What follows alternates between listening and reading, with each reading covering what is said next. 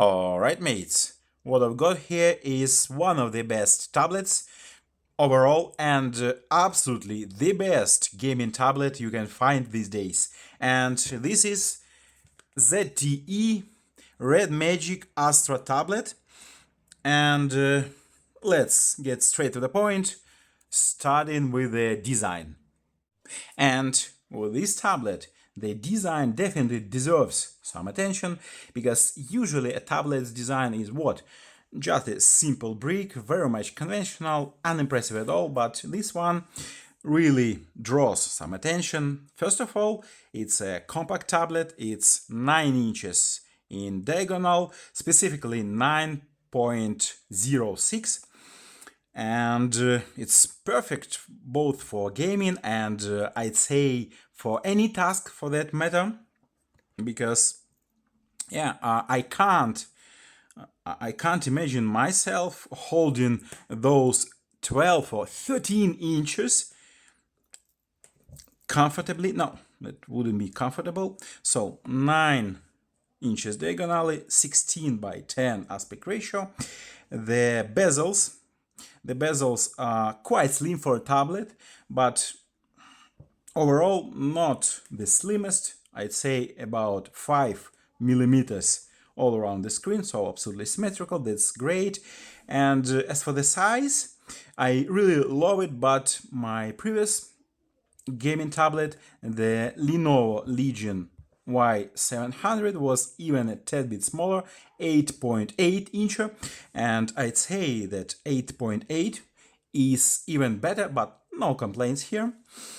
And the screen is it's this tablet's one of the most advantages over any other. The screen is OLED, which is great, absolutely, specifically for gaming. And we flip it around, and here is all the magic, red magic goes on. Yeah, you see this very signature style light strip, or strip going on across the whole body, and both the red magic name and the fan, it has an inbuilt fan, have the RGB lightings, so LED lightings is embedded.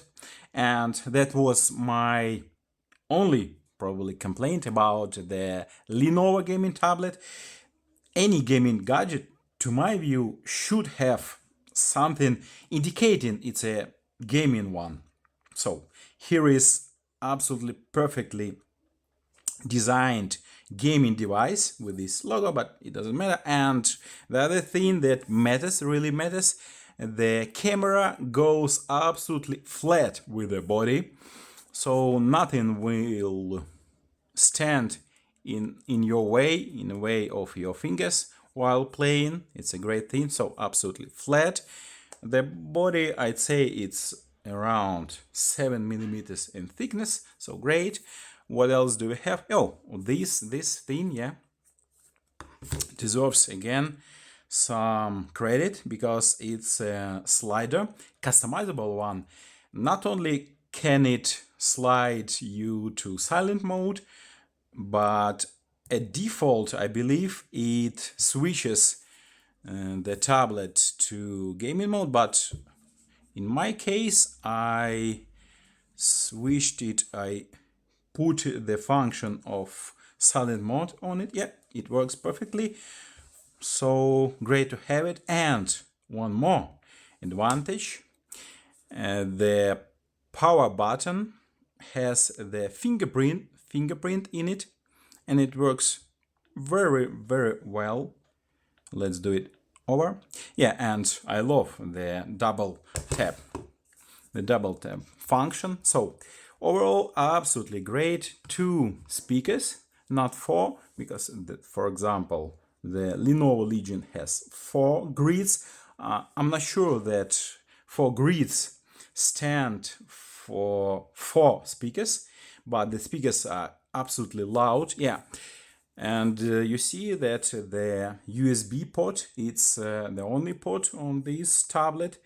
Unlike the Lenovo having two USB ports, but this one, you see, it's asymmetrical, it's not centered because of the bypass charging function. So when you put your charging cable here, you can still comfortably grip your tablet and the USB cable won't stand your way while playing. So everything is very mindfully designed. My only and quite minor gripe about this screen, it doesn't have always on display function for some odd reason. And who of you has any experience with the REDMAGIC gaming phones? Please tell me in the comments whether the REDMAGIC phones have the AOD function, the always on display. But yeah, let's get to the system. Right, now the system, and for starters, let's run by some basic specs.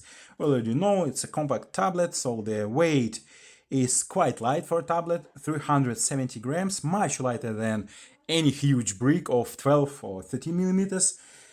For whatever reason they even exist. The screen we already know, 9-inch, but the refresh rate goes up to crazy 165 Hz, and that's not a gimmick. I'll show you later on several games which run so smoothly at this exactly refresh rate, so up to 60, 160, 65 and maybe 66 FPS. The brightness is again much brighter than on any rival, any LCD panel, 1000 nits of full screen brightness. I wouldn't consider this 1600 because it's only for HDR content in some very rare scenarios. So it has this basic splash resistance rating. Yeah, it has also the turbo fan. Here it is. Here is the turbo fan, but the trick with this fan, it doesn't have any openings, so no holes in the body for incoming and outgoing air. So it only moves the air within the tablet inside. Quite a gimmicky thing, but okay, it moves some air around. It's good to have. What else deserves attention? The speakers are so loud, and they indeed have some bass to it because of the DTS technology, DTS Ultra. So the speakers are great. The cameras deserves no attention. Yeah, the operating system is sadly was launched and still runs on Android 15, which is quite outdated. I've received one update, and that wasn't a major update, but that update was really useful. It brought it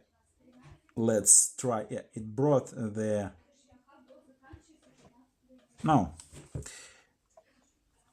circle to search function. Here it is, working absolutely perfectly, but that could be the case with this tablet when it will stay on Android 15 forever. REDMAGIC is notorious for its poor support. The battery, on paper, it's the largest dual cell battery on a compact tablet. It's considerably larger than Lenovo's Legion tablet battery, but in practice, it seems like it's only 6000. I'll be honest and direct. The battery life is average at max. So at any scenario, you will have 4 to 5 hours of screen on time. So the screen on time is rather, I'd even say, on a poorer side. So not more than 5 hours, rather even 4 hours of playing. I'm not impressed with the battery. Whatever is going on, maybe because of the chip or because of whatever else. The system itself, let's get to the system. The display is great, bright, but it's not, again, sadly, it's not an Altipio, so the lowest refresh rate is 60 Hz, maybe next generation, but it's the first OLED gaming tablet, which is great. Everything else, apart from it's not LTPO, is absolutely marvelous with this display.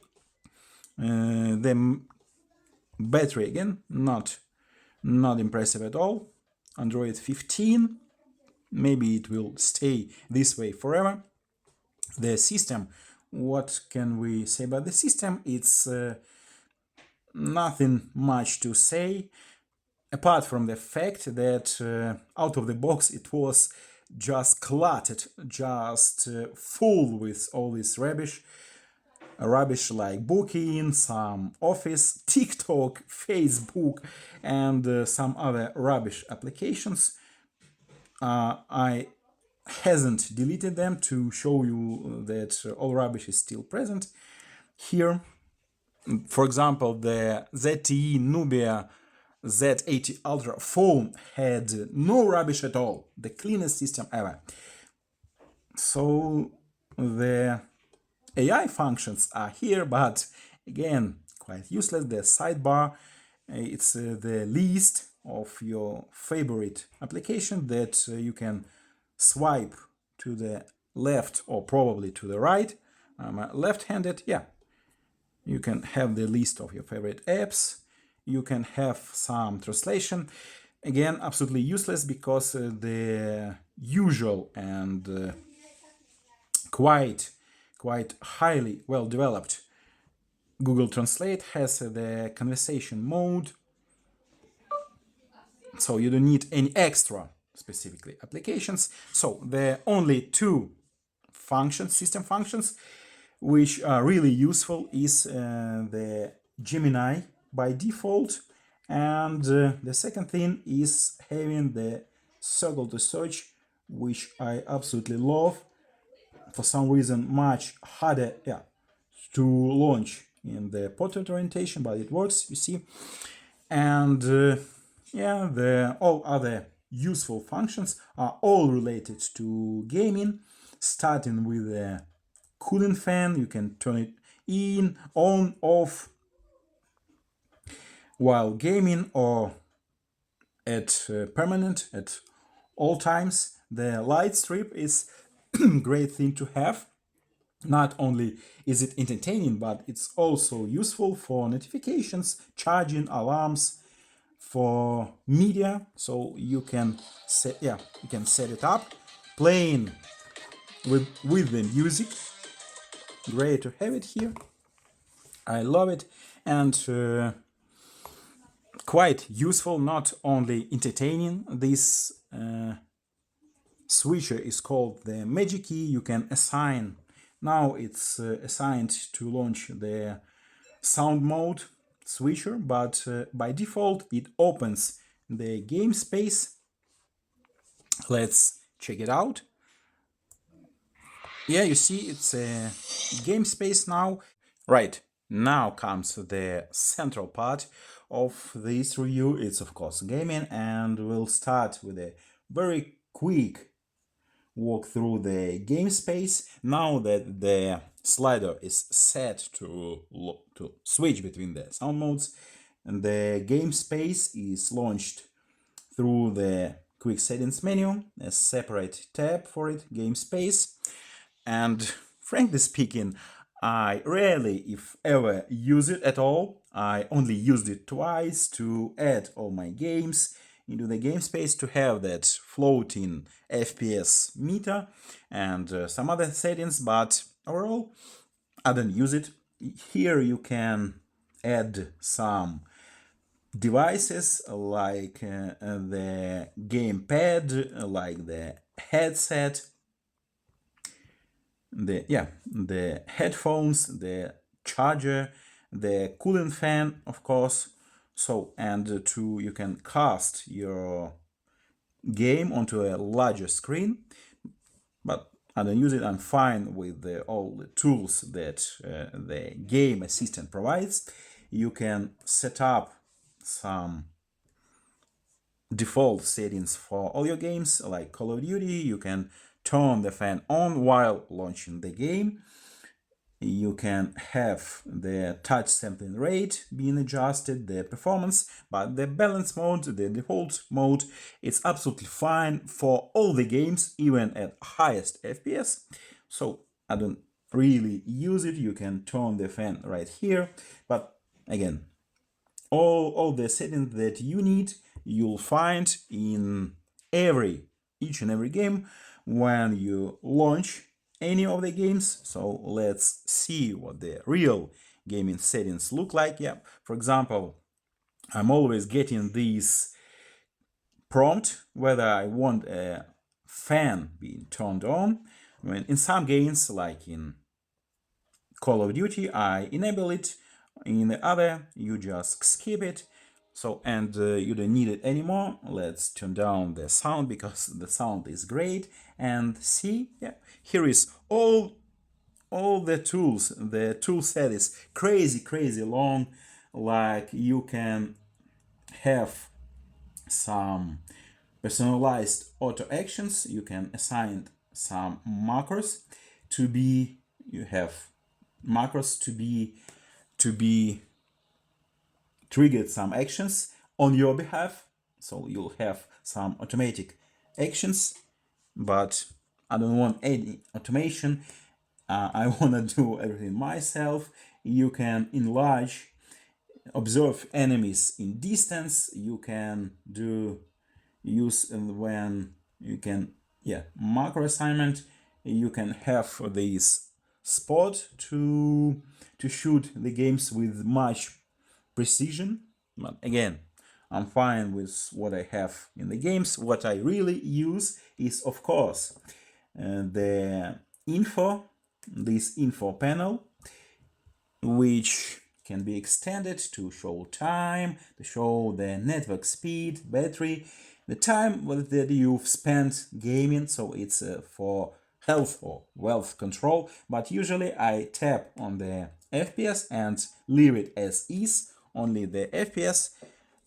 So that's very needed feature. The refresh rate in some games, like in Asphalt, I set it to 120, as in the Asphalt it's the highest supported rate, but in most of the games I keep it default. You see that many, I'll show you in a bit, many games support the highest 166 FPS, not even 65, but 166. It's crazy and it's so smooth. I love it.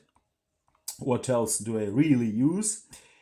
Touch accuracy. It's preventing the accidental touches. RGB lights are on. Yeah, it creates some mood. Not that it's helpful, but it's just for the mood. Fan info. The what else? Yeah, the bypass charging. You can turn it on and charge your battery separately from powering your processor to play. Yeah, here is the same, all the same tool set. Balance mode. You can have some extreme processor frequencies, but I don't see that we need it in any game. So if I haven't answered some of your questions, please, yeah, I don't need the shooting dot. I don't need it. So if, yeah, and again, some supported apps that will appear in a floating window. So there are too many features to play with that really aren't that much necessary. If, yeah, what I also use is I always turn up the brightness, and at times I turn down the, yeah, for example, here is the sound. As I said, sometimes I turn it down while playing not in public, but when someone is in the room with me. So that's basically all the settings, and let's now get to the games themselves. Right, let's now get to real games, and I'm setting off with my current favorite. Beach Buggy Racing 2 from Vector Unit, and that Vector Unit team is all about racing games. By the way, I've got this pop-up window whether I need the turbo fan to be on. I don't need it here because it's not extremely demanding. And what I love about it, it's the color language you already see from the beginning. It's so colorful, so bright. I love the colors, and of course, I love it for its native support of highest 166 FPS. So I really thought that there wouldn't be much of a difference between 120 and 166, but it can make a difference, really. So I love this game currently. It's a bit childish, doesn't require highest driving skills, but I'm fine with it. And I love how smooth this game runs, because it turns out that 166 FPS can really make some difference. So the game is just great. Here is another racing game, again from Vector Unit, and I probably don't need the fan here either. This Riptide GP 2. GP stands for Grand Prix, probably. I'm not so aware. And again, like all the games probably from Vector Unit, it natively supports highest 166 FPS, and this game requires much higher driving abilities. Not a perfect driver by any means, but again, this one runs absolutely perfectly smooth. And yeah, they could make some difference with the highest refresh rate.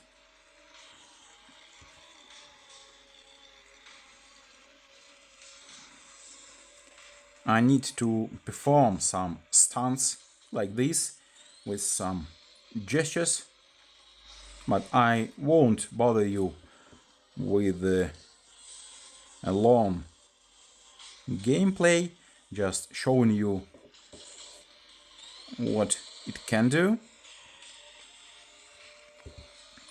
And yeah, you see,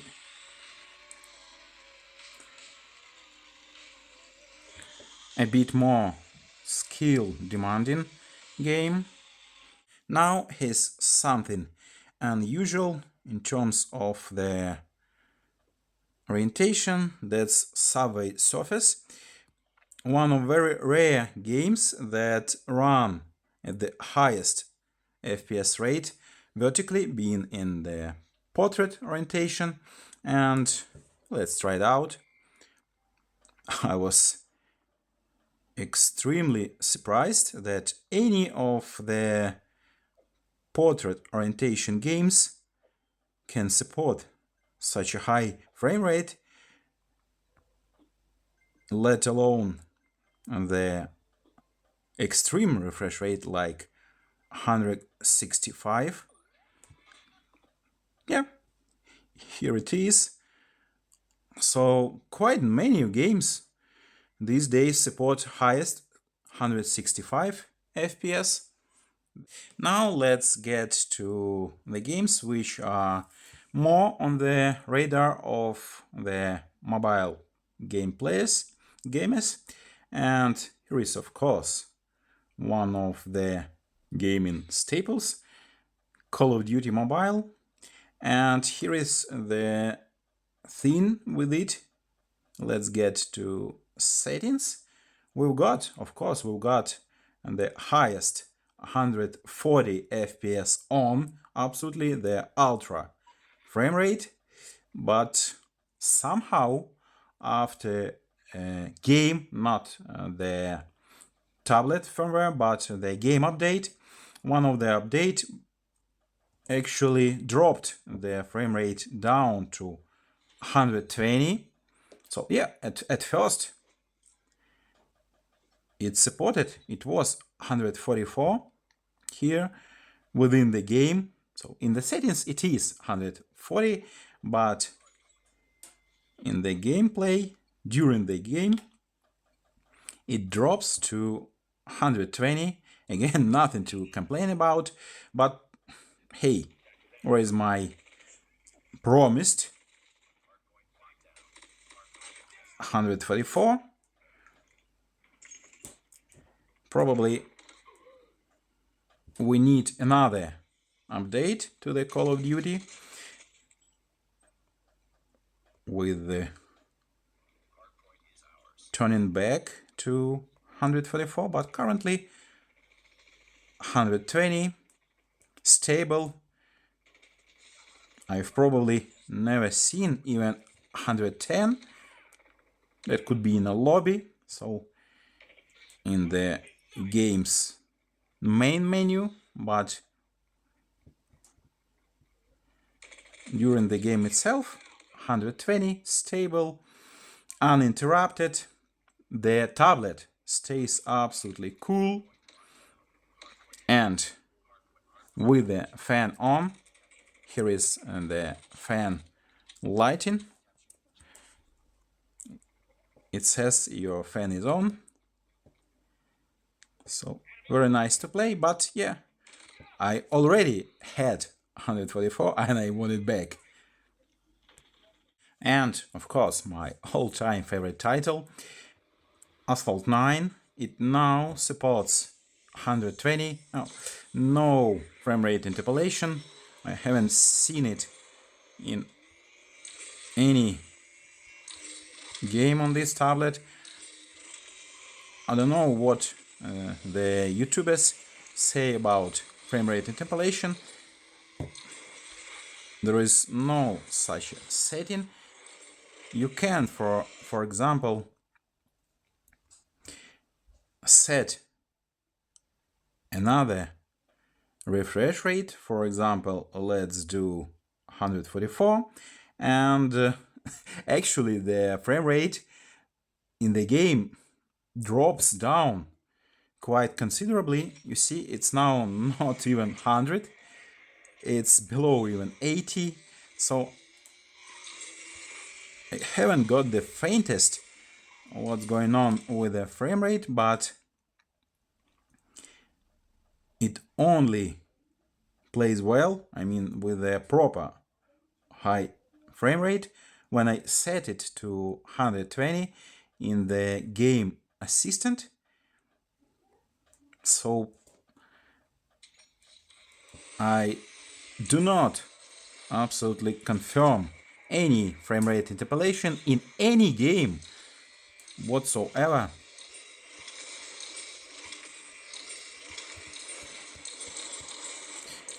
Would be nice, of course, if it supported 144 or even 165 with some interpolation. I don't mind any artificial frame rate enhancement, but there is no such thing in here. Right, at the end of the day, what we got is the best gaming and one of the best Android tablets overall, with all its fantastic features like the perfect size, the only in class OLED screen. The screen is just fantastic, with the fastest RAM and internal storage, with one of the most powerful processors. We don't even, I guess, need any improvement in the processor to save some cost, because this Snapdragon 8 Elite is, I believe, powerful enough to run smoothly the games even several years further on. But there are some caveats, some clear shortcomings need to work upon with the next generation.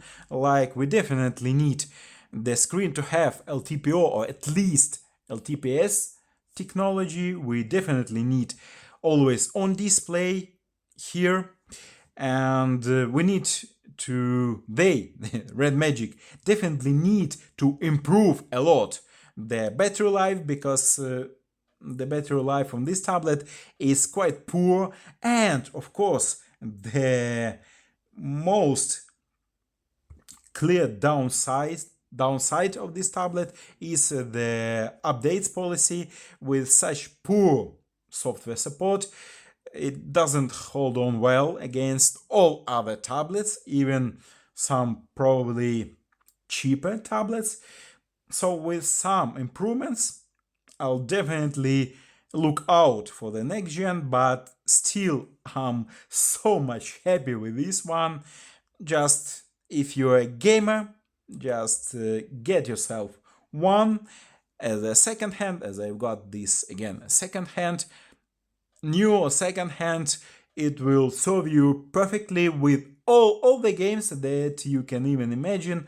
So my conclusion, it's great, and you can rely on it for several years further on. Was nice seeing you all. Cheers!